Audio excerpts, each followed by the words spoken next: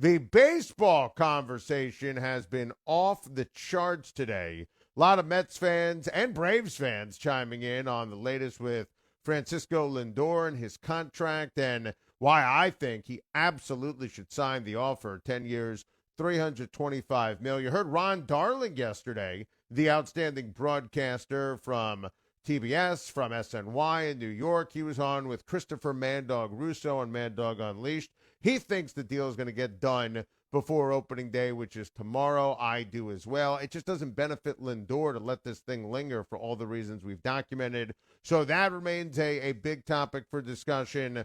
You know, tomorrow on opening day, we will be all over the start of the baseball season, every different element and angle. To kind of whet the appetite earlier in the show, gave you a couple of over-unders that I would hammer to start the season. Red Sox under, I love. Under 80.5. I think the Red Sox are going to be terrible this year. Dodgers over 102.5. Love the Dodgers over 102.5. I think Dodgers are going to be one of the most special teams ever talent-wise, and I think having the pressure off is a huge thing after they finally, this group won the World Series. I like the Padres over 94.5.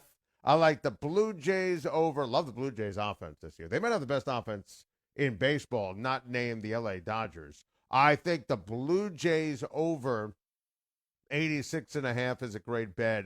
I like the Phillies over 80.5. And I like the Brewers as an over 82.5. I think those are the best bets. There's some others I like. I like the Mets over. I like the Marlins over. But those are my top of the heap ones for this upcoming baseball season. You know, it's interesting when you look at the odds in Vegas for some of these awards. You know, I love the favorites to capture the signature awards for Major League Baseball. But I'll give you some other sleepers if you're looking to put a couple of shekels on some of these awards for the upcoming season.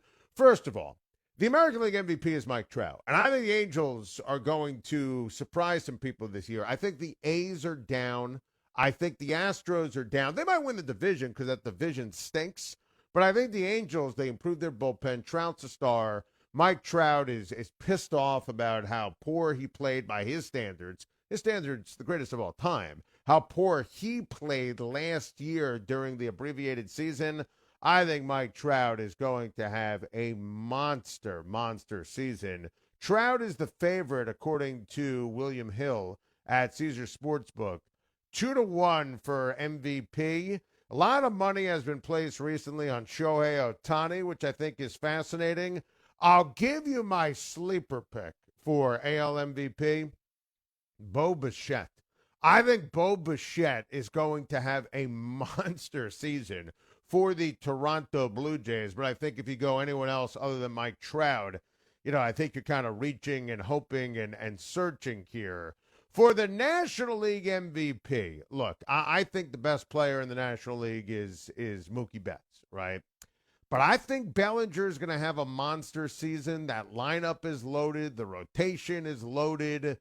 You know, I think Gavin Lux is going to have a great year at second base for the Dodgers. So it's tough for me to bang the drum for bets.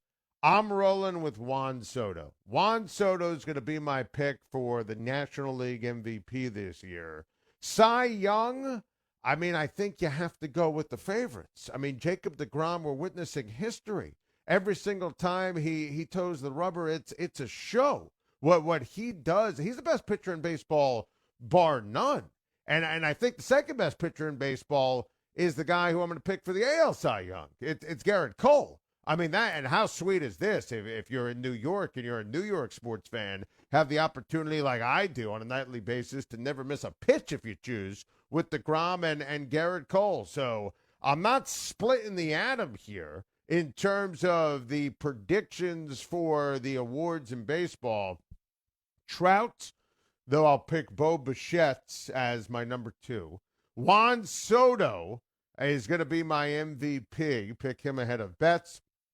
Ahead of Bellinger, I think, is going to have a monster year. I'll pick him ahead of Acuna Jr., who I think is going to have a monster year.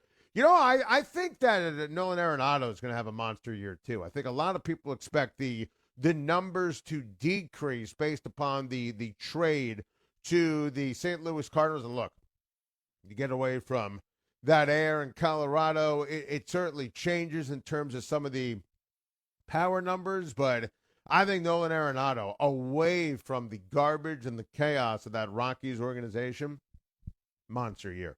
Monster year. And again, for Cy Young, I'm going to go with Garrett Cole, Jacob deGrom. These guys, bar none, best pitchers in the game. I mean, I don't even know how you can make the case for anyone else in the National League. And I think Kershaw's my generation, Sandy Koufax, Walker Buehler should be amazing. I think Bauer's going to be amazing. I just can't make the case for anybody else when it comes to Cy Young in the National League. Dr. Falcon in Los Angeles, our good friends. Next on Sports. Adam, great dialogue the last 2 days relative to NCAA tournament. I love chaos. I love turmoil. But even for me, this is just too much. A bunch of Beach Boys from Westwood, UCLA. A shout-out to Mike and the OC. How can you explain this, Adam? It's a strange year, COVID year, teams getting blown up by COVID, and UCLA dispatched Michigan State, Alabama, Michigan. If you're a Bruin fan, don't go to the state of Michigan, but this one, you got to give them props, man. Yeah, but Dr. Falcon, let me just hit on your word choice and answer the question. This is not a bunch of beach bumps. Don't let the fact that this is a UCLA team fool you now. And I know that you love old school ball. You love defense. You love excellent coaching. That's what they have at UCLA. And I'll tell you something else that they have. They have kids and players who buy into a system who are unselfish. I love watching UCLA play. Now, I thought this was a Final Four team at the beginning of the year. Now, they had a major injury, a couple of defections. They were still en route to being a 7 seed. Bottom fell out after the COVID pause. Never in a million years, once the tournament started, did I think this was going to happen. But Dr. Falcon, I'm kind of obsessed here. This is not a Cinderella story, but it goes to show what great coaching and teamwork can do. And make no mistake, they just got rid of a couple of teams that had a feel all year of championship caliber. Alabama had a championship caliber team and played at a championship caliber level. Michigan had a championship caliber team, played at a championship caliber level. This, what UCLA has done the last, and starting with Izzo, beating Izzo in the month of March, but especially the last 2 rounds, man, it's been breathtaking. Absolutely, brother, and I'm glad you brought all those facts up. But remember now, prior to the Pac-12 tournament, UCLA was riding a 4-game losing streak. That's and right. I remember That's watching what them I'm in saying. December and January. Yeah, they got routed, and during the regular season in the Pac-12. Hold on. They didn't get routed. They lost a lot of games down the stretch that they had the lead at halftime. So there is a bit of a difference here, okay? Now, they lost a lot of close games, and they melted late, which is not a sign of a Mick Cronin team. But to your brilliant point, I think, and we didn't see this, nobody did, it made them tougher. It made them grittier. It brought them together. The talent and coaching was always there. I think it kind of hardened them a little bit how they finished the season. Absolutely, brother. I give them props for that. It got hard. I think their tallest player is, 6'7", 6'8"? I can't even think of an NBA caliber player on their roster. You got to love sports when you see college basketball and you see something like this, Adam. I'm giving them much props because, during the regular season, I remember staying up late with my wife and watching this team in early January, right before the NBA playoffs, and they got smoked by Oregon, and it's one of those things where they came hot at the right time. Name one, maybe Juzang. The kid Juzang, I hope I'm pronouncing his name. Maybe he you are. I wouldn't say, again, Dr. Falcon, to me, this is not some kind of small conference, small school Cinderella story. I mean, they have some really top flight players and some great college ball players who have pro potential.